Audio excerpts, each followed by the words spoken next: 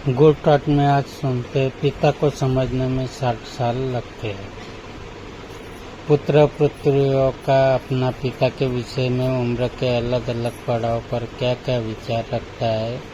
उनके अलग अलग उम्र में अलग अलग विचार कुछ इस प्रकार से होते हैं। पिता को समझने में 60 साल क्यों लगते हैं, कैसे लगते हैं और किस तरह से लगते हैं, तो आइए सुनते हैं। और किस तरह से लगते हैं।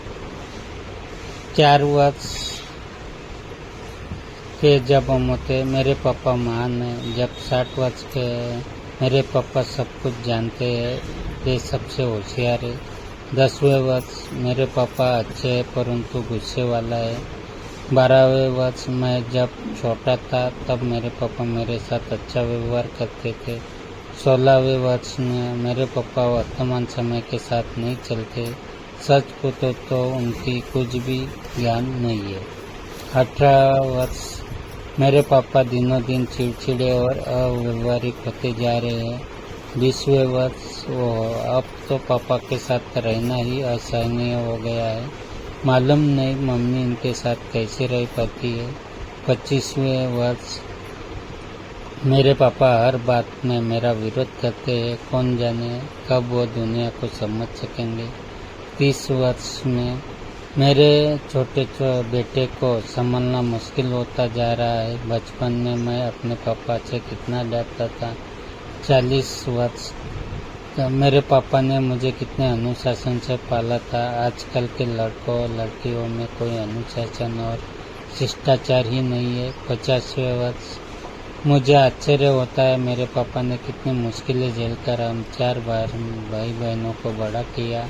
आजकल तो एक इंसान को बड़ा करने में ही दम निकल जाता है।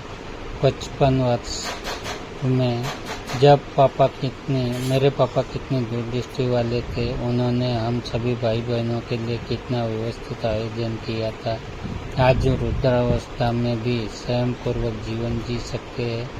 60 वर्ष में मेरे पापा महान थे। वे जिंदा रहे तब तक हम सभी का पूरा ख्याल रखा। सच तो यह है कि पापा को अच्छी तरह से समझने में पूरे 60 साल लग गए। जीवन में कभी कोई कष्ट न मिले ऐसी व्यवस्था एक पिता ही करता है। कृपया आप अपने पापा को समझने में इतने वर्ष मत लगाना।